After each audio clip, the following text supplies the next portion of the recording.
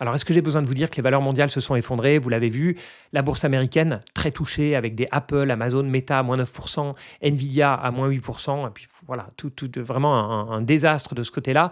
Côté européen, même chose évidemment sur les valeurs exportatrices et même nos grosses valeurs françaises, LVMH, -5%, Total Energy, -5%. En Asie, c'est la même chose. Donc beaucoup de valeurs qui ont des pertes de 7, 8%, 10%, voire même 15%, potentiellement 20 sur certaines valeurs extrêmement touchées, donc c'est le désastre. Mais on peut se poser la question, est-ce que les marchés n'auraient pas raison de paniquer? Parce que ce qui m'inquiète le plus avec les tarifs démentiels qui ont été annoncés par Trump, c'est l'impact dans l'économie réelle de ces droits de douane. Parce que ces annonces, elles vont avoir un impact dans la vraie vie. On parle de moins d'échanges commerciaux, on parle de plus de barrières, des produits qui vont coûter plus cher, c'est-à-dire une économie mondiale qui va souffrir. Et tous ces droits de douane, là, 10%, 20%, 50%, c'est pas juste des chiffres, c'est du concret. Et les questions qu'on se pose maintenant, c'est est-ce qu'on sait encore produire en France? Est-ce qu'on sait encore produire aux États-Unis?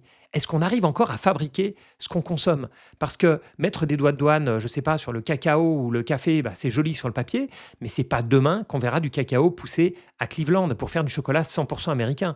Et entre-temps, on a des producteurs qui vont moins produire, des consommateurs qui vont moins acheter et des filières entières qui vont trinquer. Il n'y a pas quelqu'un qui gagne et quelqu'un qui perd. Dans beaucoup de filières, ça va être vraiment lose-lose. Et pour l'économie mondiale, c'est vraiment une mauvaise nouvelle. Alors oui, bien sûr, tout le monde rêve de produire local et c'est très bien. Combien de fois est-ce qu'on a entendu en France, on va faire des vêtements made in France, on a eu le slip français, etc. Pas mal de boîtes qui ont essayé et qui souffrent. C'est très dur, c'est tentant, mais dans les faits, c'est beaucoup plus compliqué. Dans les médias, évidemment, on parle beaucoup des valeurs exportatrices, notamment européennes, les grosses industrielles européennes qui vendent aux Américains, pas qu'industrielles d'ailleurs, hein, ça peut être des ventes de champagne, de maquillage, peu importe. Mais ce qu'il ne faut pas oublier, et moi c'est ce que je regarde, et je pense que regardent beaucoup les investisseurs, c'est que pour les valeurs américaines, c'est pas un cadeau non plus, c'est très loin d'être un cadeau. Et justement, je vais prendre un exemple très concret, qui est l'exemple de Guardian Bikes. Alors pourquoi est-ce que j'ai pris cette boîte? Parce que son PDG, Brian Riley, c'est l'un des rares patrons qui a été invité par Donald Trump lors de l'annonce sur les tarifs. C'est un des rares PDG à soutenir cette mesure et c'est pour ça que je trouve ça très intéressant à étudier parce que Guardian Bikes, c'est un peu le bon élève, si vous voulez. C'est une entreprise américaine qui a relocalisé sa production. C'est un vrai patriote américain. Ils ont essayé de relocaliser bien avant que Trump soit élu. Alors quand je dis bon élève, oui, bon élève, mais presque, parce que quand on parle de faire du Made in USA, c'est un peu comme le Made in France, on est souvent loin du compte. Alors je vais vous raconter rapidement leur histoire. Guardian Bikes fabrique des vélos pour enfants avec un système de freinage innovant qui a été conçu pour éviter les accidents en passant par-dessus le guidon. C'est avec cette idée-là qu'ils ont pitché en 2017 dans l'émission Shark Tank. Vous savez, c'est l'équivalent américain de Qui veut être mon associé. Et ils ont réussi à obtenir $500 000 de Mark Cuban, un investisseur bien connu, contre 15% des actions de la société. Donc ils ont été boostés par cette exposition, cette mise en avant. Et leur but, ils l'ont annoncé dès le début, c'est de construire américain. C'est ce qu'ils ont fait. En 2022, ils ont construit une usine dans l'Indiana pour relocaliser l'assemblage des vélos. Donc voilà, beau geste, belle image, on voit des ouvriers qui paradaient les casques, la fanfare, voilà, les drapeaux américains, etc. Le Made in America, c'était très bien.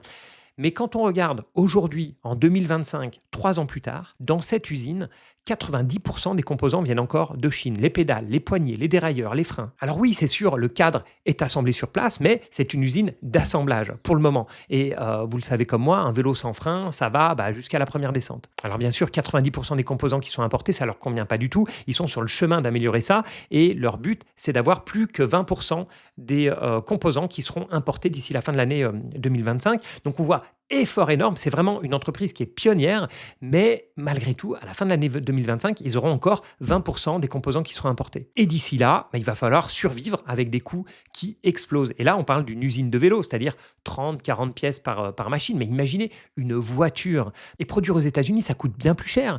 Les compétences ont disparu, les fournisseurs ont disparu. C'est-à-dire que pour une boîte comme Guardian Bikes, soit il faut qu'ils décident de faire eux-mêmes, je ne sais pas, les pneus, les freins, les patins de frein, les lumières, enfin bon, tout, la selle, etc. Soit il faut qu'ils produisent tous les éléments, soit il faut qu'ils arrivent à trouver, mais ça n'existe pas, donc il faut inciter d'autres fabricants à fabriquer eux-mêmes des selles aux États-Unis, des phares aux États-Unis, des pneus aux États-Unis, etc. C'est vraiment très compliqué. Avoir l'idée et l'envie, c'est bien, mais concrètement, c'est hyper dur. Donc même si vous relancez votre usine et que vous produisez vos propres pièces, ça suffit pas. Il faut que toute l'industrie se déplace et vous suive finalement. Et là encore, on parle de vélos pour enfants qui sont plutôt haut de gamme. C'est des vélos, j'ai regardé vite fait, à 300-400 $. Donc, c'est pas donné pour des vélos d'enfants. Donc, bien sûr, quand vous êtes le seul avec une innovation comme eux ont fait pour éviter les chutes, avec le côté Made in America qui doit bien marcher en ce moment aux États-Unis. Donc c'est facile, vous arrivez à trouver des clients. Mais quand il va falloir rapatrier la production de tout ce qui est, alors j'allais dire bas de gamme, c'est pas le mot, mais tout ce qui est grand public, pas très cher, etc. pour l'américain moyen, là ça va être beaucoup plus compliqué. Surtout que le Made in America, ce ne sera pas un label qui va faire vendre, vu que en théorie, si ce que veut faire Trump marche, bah, tout sera Made in America. Et pour moi, ça c'est vraiment un cas d'école de simplification abusive. On pense que monter les tarifs douaniers, ça va suffire à faire revenir les usines, mais rapatrier une industrie, c'est construire des usines, c'est-à-dire de l'acier, du béton, des machines, c'est des gens à former. Et puis après, bah, le béton, il faut qu'il soit made in America, l'acier, il faut qu'il soit made in America, même chose pour les machines. Et comme Trump veut limiter l'immigration, bah, il faut que les maçons, les soudeurs, les ouvriers qui travaillent dans les usines, les conducteurs de camions, ils soient eux aussi made in America. Et qui va payer ça? Vous le savez, j'arrête pas de le répéter. Les entreprises qui importent aux États-Unis, parce qu'on l'a vu, même Guardian Bikes, qui est vraiment un pionnier, ils vont se retrouver avec malgré tout 20% des pièces qu'ils importent encore. Donc la plupart des entreprises vont avoir, je sais pas, 50, 80% de pièces détachées qu'ils vont importer. Donc eux vont devoir choisir entre soit répercuter ça aux consommateurs américains, qui va finir par payer, ou bien renier leur marge. Donc on le voit, à la fin, ce sont les Américains qui trinquent, soit les producteurs américains, soit les consommateurs américains. Et vous savez, le consommateur américain, c'est un peu ce qui tire toute la croissance mondiale. Et si le consommateur américain a moins d'argent dans les poches à la fin du mois parce qu'il paye ses produits plus cher, il va falloir qu'il arbitre. Voilà. Il n'aura pas assez d'argent, donc soit il va falloir qu'il s'endette, ce qui n'est pas une bonne nouvelle, ça ne durera jamais très longtemps, soit il va falloir qu'il décide, est-ce que je garde mon abonnement Netflix ou mon abonnement Disney, est-ce que j'achète des produits d'un peu moins bonne qualité, etc. Donc le fait que le consommateur américain ou les entreprises américaines à la fin doivent payer la facture, ça va faire très mal à l'économie mondiale, surtout que de l'autre côté, comme on sait qu'il y aura moins de commerce mondial, les Européens vont souffrir, les Chinois vont souffrir, enfin l'Asie va souffrir, etc. Et aujourd'hui, pour un investisseur comme moi, comme vous très probablement, on est dans une situation très inconfortable parce que soit on pense que Trump bluffe, et c'est ce que je pensais avant, et je me suis trompé, hein, ça c'est clair là-dessus. Alors peut-être qu'il bluffe encore, mais en tout cas qu'il il va plus loin dans le bras de fer qu'on pensait, en tout cas que je le pensais.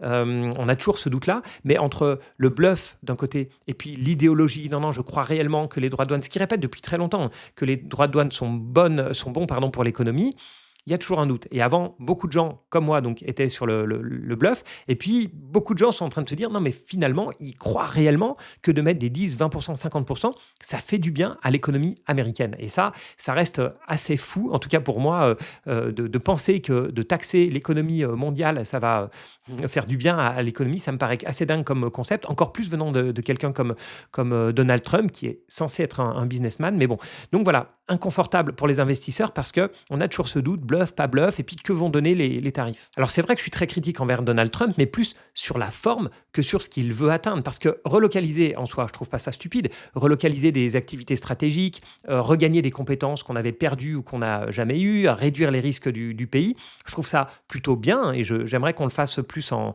France, mais c'est la façon qui me gêne, c'est-à-dire de penser que de faire ce matraquage fiscal, ça va marcher, que par magie, on va pouvoir tout relocaliser. Et c'est pour ça que j'aime bien l'exemple de Guardian Bikes, parce que eux vont sûrement s'en sortir, mais c'est vraiment des pure players, dans le sens c'est des gens qui, depuis leur création en 2017, ont ce but de faire du Made in America.